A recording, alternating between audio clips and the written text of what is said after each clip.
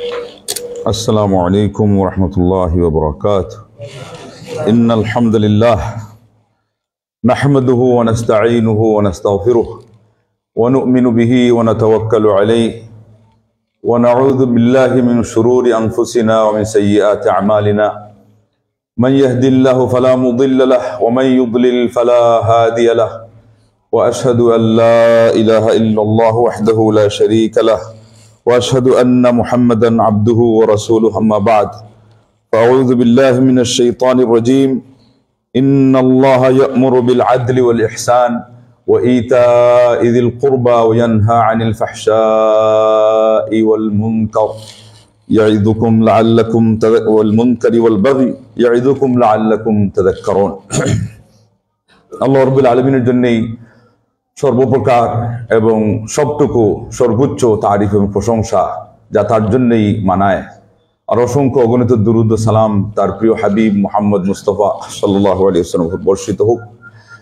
অতঃপর আজকের বিষয় আমরা যেটা পরামর্শক্রমে উপনীত হয়েছি, সেটা হচ্ছে পরিবার ও সমাজে ন্যায়পরায়ণতা প্রতিষ্ঠায় আমাদের দায়িত্ব ও কর্তব্য। আল্লাহ রাব্বুল আলামিন মহাগ্রন্থ আল কোরআন কারীমের মধ্যে তিনি নির্দেশ দিয়েছেন, সর্বপ্রথম যেটা সেটা হচ্ছে এই ন্যায়পরায়ণতা বিল আদল, তারপরে ইহসান, আরো যেটা এর চেয়ে উপরে অনুগ্রহ দিয়ে আমরা সংজ্ঞায়িত করি। তারপরে বলেছেন যে নিকটাত্মীয়দেরকে দান করা, আর এর বিপরীতে আল্লাহ রাব্বুল আলামিন নিষেধ করেন অশ্লীল নির্লজ্জজনক কাজ থেকে, অন্যায় অপকর্ম থেকে এবং জুলুম থেকে, একে অপরের উপর চড়াও হওয়া থেকে। তারপরে তিনি বলছেন যে আল্লাহ তোমাদেরকে নিজেই ওয়াজ করেন। ইয়াইজুকুম, এই শব্দটা আমাদের বাংলাতেও ব্যবহার হয় ওয়াজ। বলছেন যে আল্লাহ তিনি ওয়াজ করেন যাতে করে তোমরা উপদেশ গ্রহণ করতে পারো। সূরা নাহল এর 90 নম্বর আয়াত। আল্লাহু আকবার। এই আদল দিয়ে ইবনে আব্বাস রাদিয়াল্লাহু আনহু থেকে এসেছে যে লা ইলাহা ইল্লাল্লাহ হলো সর্বোৎকৃষ্ট আদল, কেননা শিরিক হলো জুলুম। এর বিপরীতে আপনি এখানে তাওহীদ মানার মাধ্যমে ইনসাফ কায়েম করলেন, আকীদা থেকে শুরু করলেন। সেই জন্য অন্যান্য মুফাসসিরিনগণ বলেছেন যে আদল এটা আকায়েদ এবং শারায়া উভয়বিদ এই ইসলামের যেই দিক নির্দেশনা রয়েছে সবগুলোকেই শামিল রাখে। সঠিক আকীদা পোষণ মানে আপনি আদল, ইনসাফ, ন্যায় পরায়ণতা কায়েম করলেন, প্রতিষ্ঠা করলেন। বেঠিক আকীদা পোষণ করলেন, তার মানে আপনি অন্যায় এবং আপনি বেঠিক, অশুদ্ধ এবং আপনি যেটা দূষিত সেই আকীদার মধ্যে নিপতিত হয়ে গেলেন। এইভাবে করে সামাজিক এবং পারিবারিক বিষয়ে এই যে বর্তমান একটা পরিভাষা চালু হয়েছে বৈষম্য বিরোধী আন্দোলন, এটা যদি এখন এই নামে পরিচিত হয়, কিন্তু মহাগ্রন্থ আল কোরআন কারীমের মধ্যে আপনারা দেখতে পাচ্ছেন যে আল্লাহ রাব্বুল আলামিন যেই ন্যায়পরায়ণতা এর কথা নির্দেশ দিয়েছেন, এর মধ্যেই কিন্তু তিনি সেই শিক্ষা আমাদেরকে রেখে দিয়েছেন। কেননা এটা কার্যত এসে আমরা নিজেরাই সহজভাবে যখন বলি ন্যায়পরায়ণ, মানুষটি ন্যায়পরায়ণ, তখন আমরা বুঝি যে ব্যবহারিক দিক থেকে উনি বৈষম্যহীন আচরণ করেন, যার যেটা অধিকার সেটা তিনি দেন।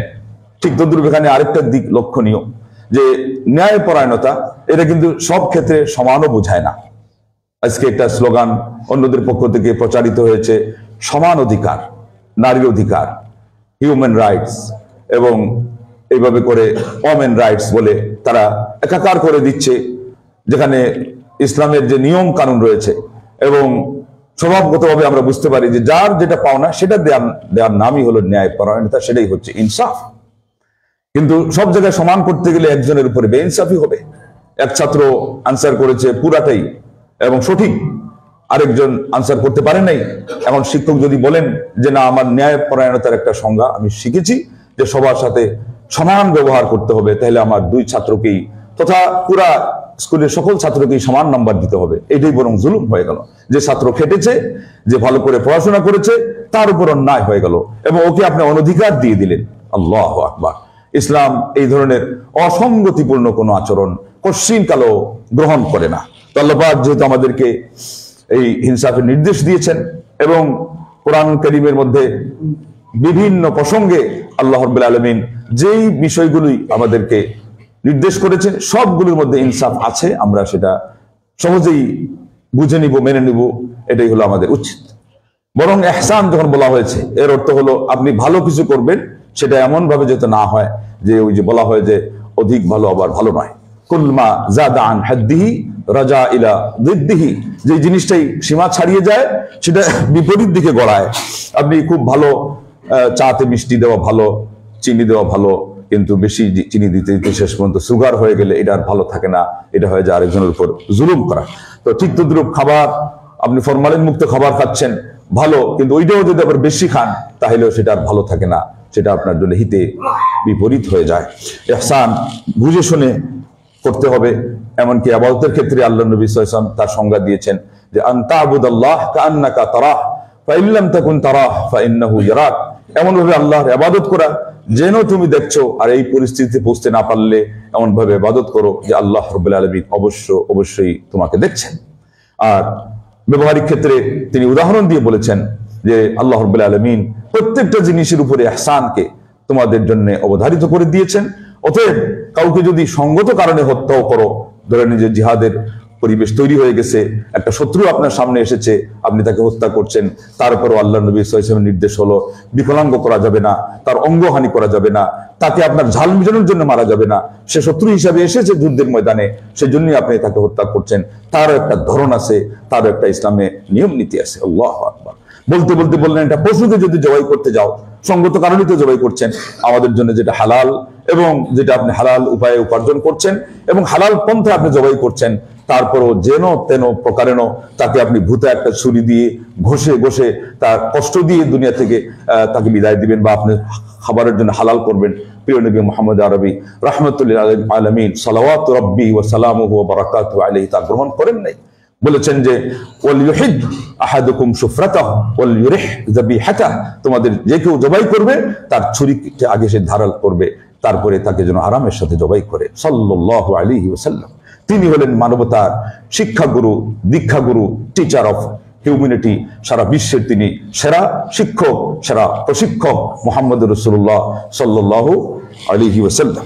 আজকে পশ্চিমারা তারা বুলিয়া ওড়ায় ন্যায়পরায়ণতার, এবং এটা এক পর্যায়ে তারা এর সূচনা করেছে 1789 থেকে শুরু করেছে, ফ্রান্সি বিপ্লবের পর থেকে। এর আগ পর্যন্ত তাদের যেই সমস্ত দার্শনিকরা ছিল তারা এর পক্ষে ছিল না। যেমন অ্যারিস্টটল যে আপনার প্লেটোর ছাত্র, আর প্লেটো হলো সক্রেটিসের ছাত্র। সেই অ্যারিস্টটলের থিওরি ছিল যে মানুষকে মানুষ হিসাবেই সব মানুষকে সমান করা যাবে না। তারা বর্ণের বৈষম্য সেখানে একেবারে মানুষের উপর অবধারিত করে দিয়েছিল। বলেছিল যে কালো মানুষ এরা সাদা মানুষের সাথে মানুষ হিসাবে এক সারিতে দাঁড়াতেই পারে না। শুধু এই বাহ্যিক দাঁড়ানো না, মানে ওদের মান আসতেই পারে না। বলছে যে এটা একেবারেই তারা কোনো বিষয়ে নাক গলাবে, সমাজের কোনো বিষয় নিয়ে চিন্তা করবে, তাদেরকে সমাজের হত্যাকর্তা বানানো হবে, এটা চিন্তাতেই আনা যায় না। লা ইলাহা ইল্লাল্লাহ সে শুরু করেছে, তারপরে আপনার মন্তেস্কিউ এবং লং এরাও সেটাকে সাপোর্ট করেছে। কিন্তু শেষ পর্যন্ত যেই সংলাপ আপনারা শুনলেন, সেখানে এসে তারা দেখেছে যে না, এটা দেওয়া টিকা যাচ্ছে না। তারা কখন ভালো জিনিসকে ভালো হিসাবে চিনে? যখন দেখে যে তাদের নাভিশ্বাস উঠে যাচ্ছে, সমাজ ব্লাস্ট হয়ে যাচ্ছে, সমাজ আর অস্তিত্ব রেখে বাঁচা যাচ্ছে না, তখন তারা ভালোর চিন্তা করে। জানে কিন্তু অনেকটাই তারা চর্চা করে ইসলাম নিয়েছে, কিন্তু আমাদের ইসলাম থেকেই, কোরআন থেকেই, সুন্নাহ থেকেই যে এই সাম্য, মৈত্রী, ভালোবাসা, আল্লাহু আকবার, পীর নবী সাল্লাল্লাহু আলাইহি ওয়াসাল্লাম যেগুলো বলেছেন, কিন্তু এগুলো ঠেকায় পড়ে নেয়। তাদের ওখানে বিবাহের সিস্টেম নাই, কিন্তু যখন দেখছে যে এই করে করে পারিবারিক সিস্টেম একেবারে ছত্রভঙ্গ হয়ে যাচ্ছে, তছনছ হয়ে যাচ্ছে, সন্তানের সাথে মাতা পিতার সম্পর্কই থাকছে না, পরিচয়টা পর্যন্ত থাকছে না, মোট কথা যখন এখানে অসহ্য হয়ে যায়, তখন বলে যে না, বৈবাহিক যে বন্ধন এটা ঠিক আছে, কিন্তু ইসলাম যেটা দিয়েছে এটা আর মানে নিতে রাজি না। আল্লাহ আল্লাহ আল্লাহ। অথচ আল্লাহ রাব্বুল আলামিনের দ্বীন এটাই সত্য, এবং দ্বীন আমাদেরকে যেটা শিক্ষা দিয়েছে সেটাই চিরসত্য। এখান থেকেই তারা নিয়েছে, তারা এখানকার দ্বারগ্রস্ত হয়ে তারা এখন পর্যন্ত এটা স্বীকার না করেও যতটুকু ভালো তারা করেছে সেখান থেকে নিয়েছে।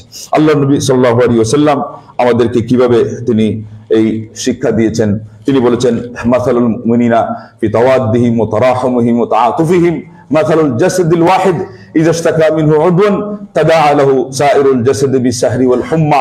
বলেন নাই যেখানে আশরাফ আতরাফের ভেদাভেদ, ইনি অমুক বংশের, ইনি অমুক বংশের, বলেছেন যে মুমিন হয়ে গেলেই তারা তাদের সহমর্মিতায়, তাদের দয়া মায়ায় এবং তাদের ভালোবাসায় তারা এমন যে একটা শরীরের ন্যায়। এক অঙ্গ যদি ব্যথাতুর হয়, ব্যথাগ্রস্ত হয়, পুরা শরীর তার সাথে সাড়া দেয়, আহ করতে থাকে সাল্লাল্লাহু আলাইহি ওয়াসাল্লাম। আবার মুসলিম শরীফে বলেছেন তারাল মুমিনিনা, এখানে আর উদাহরণ নাই। উদাহরণ দিতে গেলে একটা জিনিস দিয়ে আরেকটা বোঝানো হয়। এখানে চাক্ষুষ বলেছেন, মুমিনদেরকে তুমি দেখতেই পাবে, উদাহরণের শব্দটাই উজ্জ করে দিয়েছেন।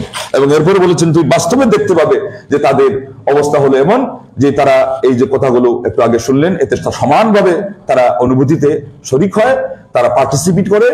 এমনকি ইজাস্তাকা রাসুহু ইশতাকা কুল্লু ওয়া ইজাস্তাকা আইনুহু ইশতাকা কুল্লু, তার মাথা ব্যথায় যদি আক্রান্ত হয় পুরো শরীর সেটা পরিব্যাপ্ত হয়। তার চোখে যদি ব্যথা দেখা দেয়, আমরা যাকে বলি চোখ ফোঁটা, তাহলে এটা শুধু চোখের জন্য থাকে না, তার পুরো শরীরের অঙ্গ প্রত্যঙ্গ তার জন্য সাড়া দেয়। চোখের কষ্টের জন্য সারা শরীর নিয়ে সে কষ্টের অনুভূতিতে সামিল হয়, শরীক হয়।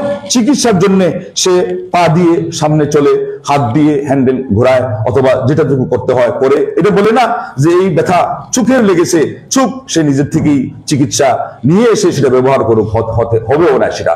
হাত ব্যবহার না করলে সে ড্রপসটা পর্যন্ত চোখে দিতে পারবে না, পা ব্যবহার না করলে সে ক্লিনিকে হোক যেখানে হোক ডাক্তার সাহেবের কাছে যেতে পারবে না। আল্লাহ নবী সাল্লাল্লাহু আলাইহি ওয়াসাল্লাম বাস্তব জীবনের সন্ধান দিয়েছেন গোটা মানবতাকে, সারা বিশ্বকে। তারপরে তিনি বলেছেন ইয়া আইয়ুহান নাস, ওটা বুখারীতে আর এটা মুসলিমে, হে মানব সকল, গোটা বিশ্বকে তিনি সম্বোধন করেছেন। এখানে মুসলিম শব্দটাও বাদ দিয়েছেন। ইন্না রাব্বাকুম ওয়াহিদ, তোমাদের রব হলেন এক। লা ফাদলা লিআরাবিয়্যিন আলা আজামিয়্যিন ওয়ালা লিআজামিয়্যিন আলা আরাবিয়্যিন ওয়ালা লিআহমারা আলা আসওয়াদা ওয়ালা লিআসওয়াদা আলা আহমারা ইল্লা বিত্তাকওয়া ইন্না আকরামাকুম ইনদাল্লাহি আতকাকুম। বললেন রব যেহেতু এক, তার বিপরীতে তোমরা সবাই তার দাসানুদাস। এই দাস হওয়ার ক্ষেত্রে এক আরবের অনারবের উপর কোনো প্রাধান্য নেই, এক সাদা বা লাল বর্ণের কালো বর্ণের উপর কোনো প্রাধান্য নেই। আমরা সাদাও সেখানে আনতে পারি, আর শব্দে আব্দিয়া শব্দও আসছে। মোট কথা বর্ণ বৈষম্য আল্লাহ নবী সাল্লাল্লাহু আলাইহি ওয়াসাল্লাম উৎখাত করেছেন। অথচ তারা কি করেছে? চুরের মায়ের বড়গলা হতম করে ভুলে যাব। পশ্চিমারে খুটেলের সাইনবোর্ডে লেখা আছে যেখানে কুকুর এবং মুসলিমদের প্রবেশ নিষেধ, প্রবেশাধিকার নিষেধ। তাহলে বৈষম্য কত দূর পর্যন্ত গড়ালে, বৈষম্যকে আরো বৈষম্য দিয়ে আক্রান্ত করলে তারা কুকুরের সাথে সেটাকে তুলনা করতে পারে। বরং যদি আপনি আরো চিন্তা করেন, কুকুর সেখানে একসাথে এসে গেছে মুসলিমদের সাথে প্রবেশাধিকার নিষেধের ক্ষেত্রে, কিন্তু মুসলিম ওখানেও যেমন স্থান পায় না, তাদের বাসা বাড়িতে স্থান পাওয়া তো দূরের কথা, তাদের অন্তরে তো প্রশ্নই নাই। সেই কুকুর তাদের বিছানায় স্থান পায়, তাদের গাড়িতে স্থান পায়, তাদের বাড়িতে শোভা পায়, তাদের সেই আপনার শরীরের সাথে সে আপনার মর্দন দহরম মহরম করতেও তারা দ্বিধাবোধ করে না। তার মধ্যে জীবাণু রয়েছে, প্রিয় নবী সাল্লাল্লাহু আলাইহি ওয়াসাল্লাম বলেছেন লালাতে এত বিষাক্ত জীবাণু যে সেটা লেগে গেলে পাত্রের মধ্যে যদি সে লাগিয়ে দেয় তাহলে ওটাকে 7 বার ধৌত করতে হবে, 8ম বার মাটি দিয়ে না ধুইলে ওই জীবাণুটা নাশ হয় না। পৃথিবীর উৎকৃষ্ট সাবান, ডেটল, আরো কি কি আছে আপনি সেভলন, কোনো দিক কিছু দিয়ে শেষ করা যায় না। অথচ তারা সেটাকে ওই কিভাবে তারা কিছু মেডিসিন ব্যবহার করে ওটাকে তারা একেবারে যতটুকু নির্লজ্জজনক আচরণ তা পর্যন্ত করতে তাদের দ্বিধা করে না, কিন্তু মুসলমান তাদের থেকে দূরে। তাইলে কি করলো তারা? বৈষম্যকে বৈষম্য আরো অতি বৈষম্য দিয়ে তারা ডুবিয়ে দিল। এর বিপরীতে আমাদের আর সেই সংস্কৃতিতে কারা তাদের অনুসরণ করছে? প্রচুর পরিমাণে আমাদের ইয়াং জেনারেশন সহ অনেকেই যারা পশ্চিমা চিন্তায় নিজের ব্রেনকে আক্রান্ত করেছেন, তারা তাদের অনুসরণ করছে। আর এর বিপরীতে বিড়ালকে ঘৃণা করা হচ্ছে, যে বিড়ালকে প্রিয় নবী সাল্লাল্লাহু আলাইহি ওয়াসাল্লাম বলেছেন ইন্নাহু মিনাত তাওয়াফিনা আলাইকুম আও তাওয়াফাত, এটা পুল্লিঙ্গ স্ত্রীলিঙ্গের ব্যবধানে দুইটা শব্দ এসেছে, মানে সে হলো আমাদের আশপাশে প্রদক্ষিণকারী, মানে আমাদের প্রতিবেশী। তাকে তিনি সাল্লাল্লাহু আলাইহি ওয়াসাল্লাম বলেছেন সে আমাদের কাছের, সে আদরের।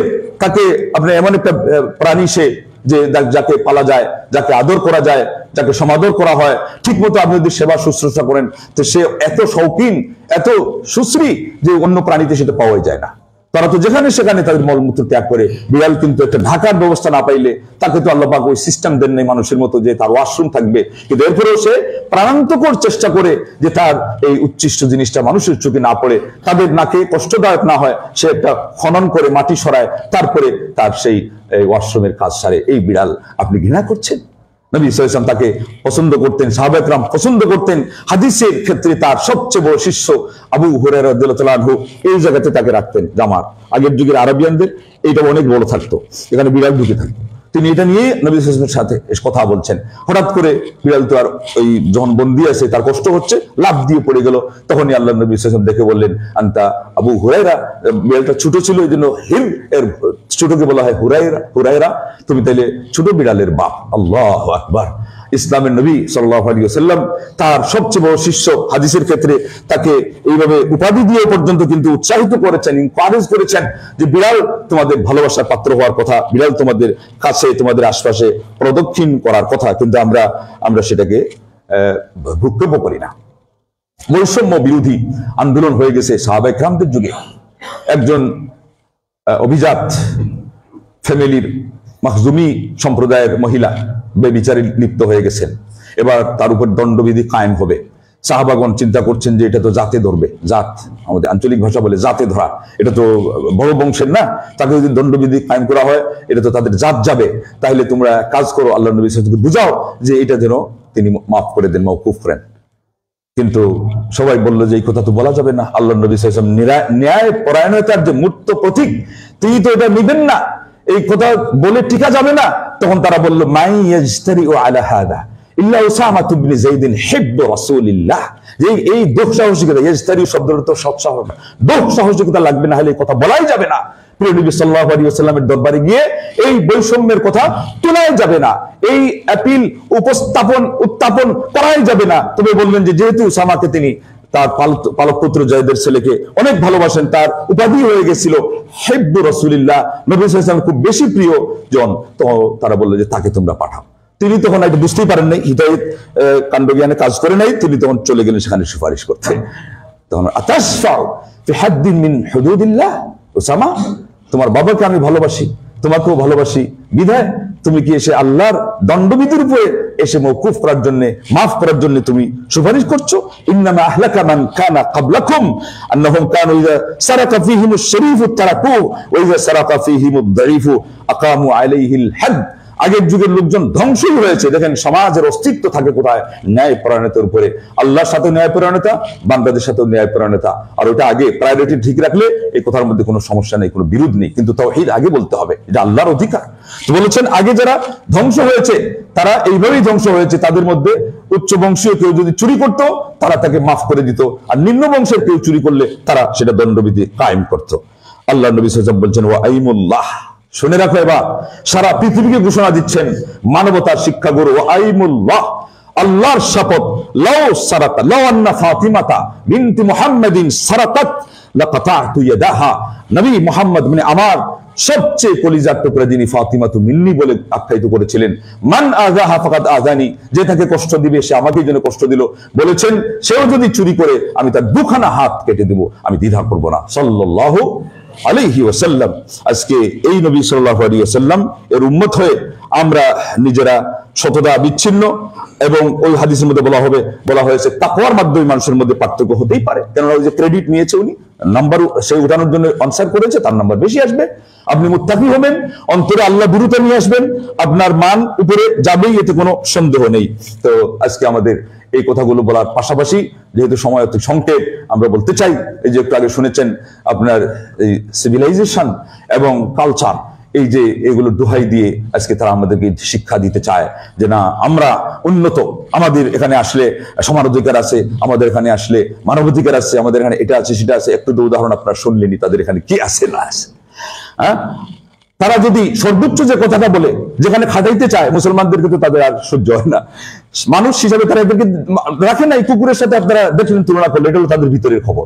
বাকি সামনে যেগুলো বলে ওটা হলো হাতির 2 দাঁত দেখানোর আর 2 দাঁত হলো চাবানোর।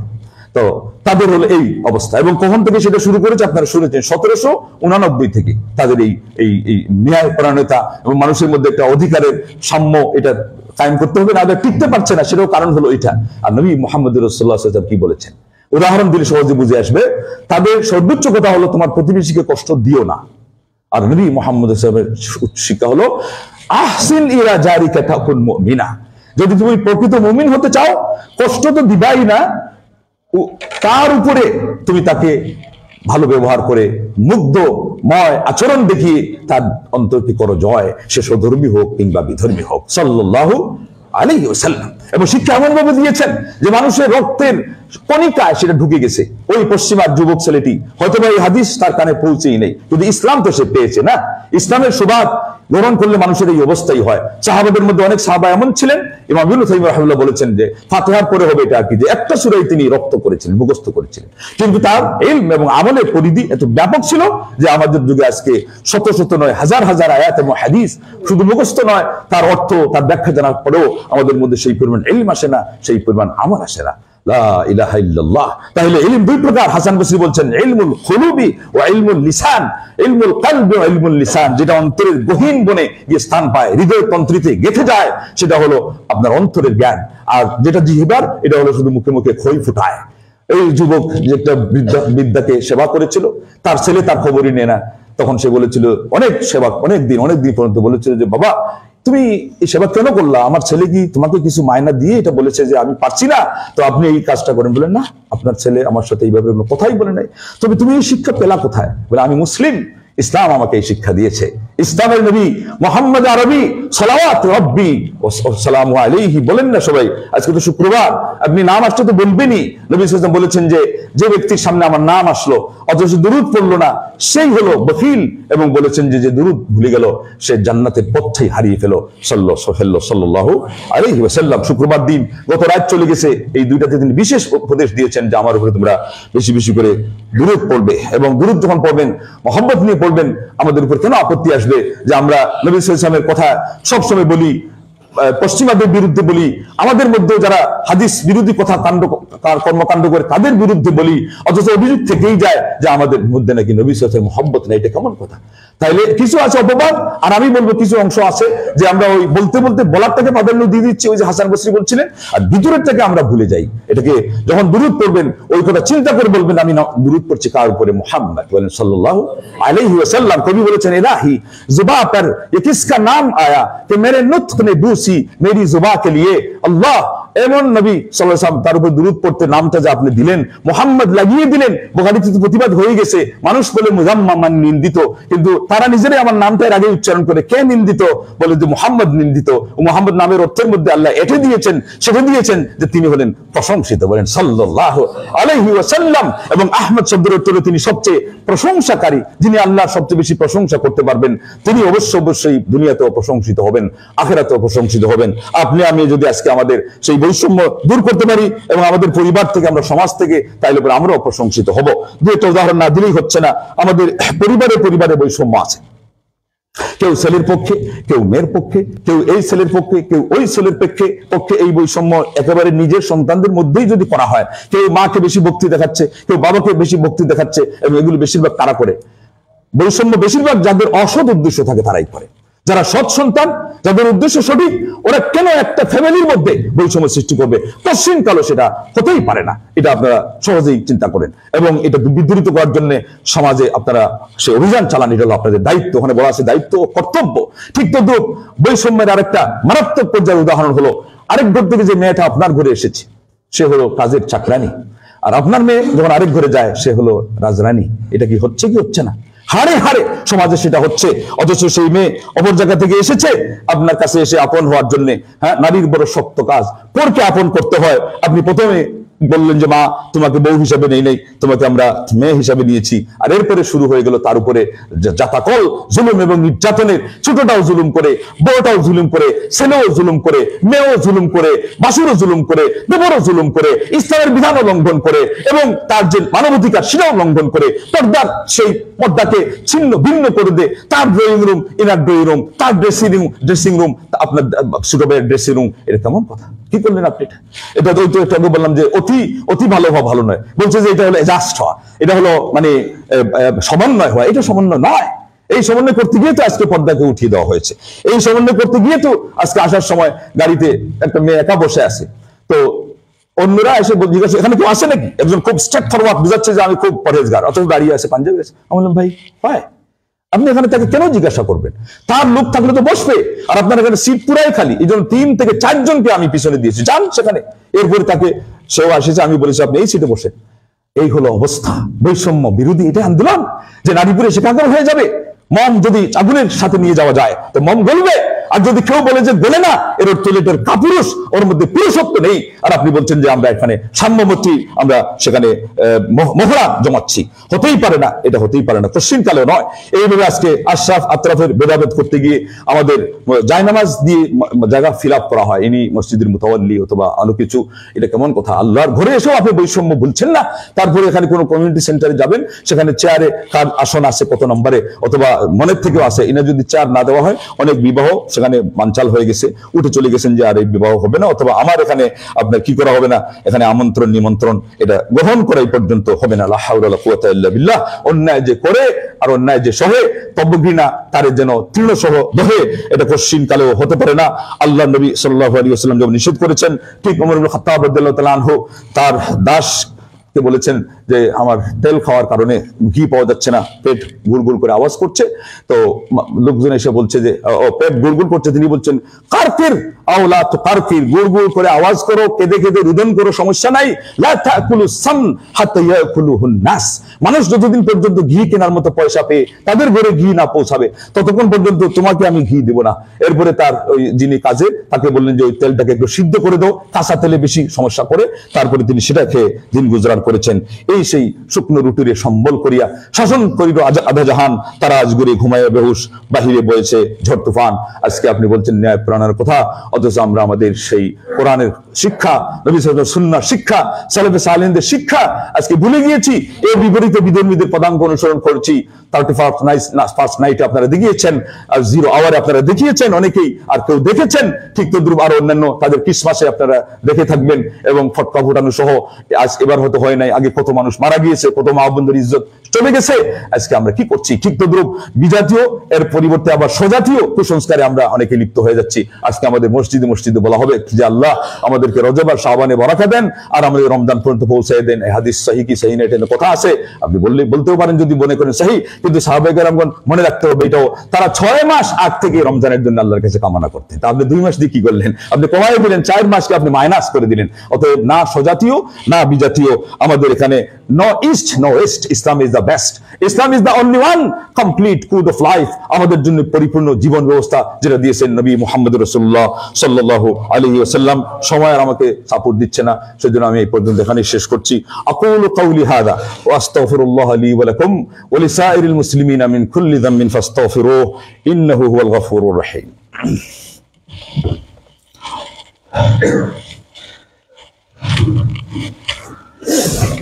الحمد لله رب العالمين ولا عدوان إلا على الظالمين والصلاة والسلام على أشرف الأنبياء والمرسلين نبينا محمد وعلى آله وصحبه أجمعين. أما بعد فأعوذ بالله من الشيطان الرجيم. يا أيها الذين آمنوا صلوا عليه وسلموا تسليما. اللهم صل على محمد وعلى آل محمد كما صليت على إبراهيم وعلى آل إبراهيم إنك حميد مجيد. اللهم بارك على محمد وعلى آل محمد كما باركت على إبراهيم وعلى آل إبراهيم إنك حميد مجيد. اللهم انصر الإسلام والمسلمين واخذل الكفرة والمبتدعة والمشركين. اللهم أرنا الحق حقا وارزقنا اتباعه وأرنا الباطل باطلا وارزقنا اجتنابه. ربنا اغفر لنا ولوالدينا ولجميع المؤمنين والمؤمنات والمسلمين والمسلمات الأحياء منهم والأموات إنك سميع قريب مجيب الدعوات برحمتك يا أرحم الراحمين. اللهم إنا نسألك عيش السعداء وموت الشهداء ورفقة الأتقياء وصحبة الأنبياء في جناتك جنات الفردوس العلا يا أرحم الراحمين. ربنا آتنا في الدنيا حسنة وفي الآخرة حسنة وقنا عذاب النار. ربنا تقبل منا إنك أنت السميع العليم وتب علينا إنك أنت التواب الرحيم. هذا وصلى اللهم على نبينا محمد وعلى آله وصحبه أجمعين.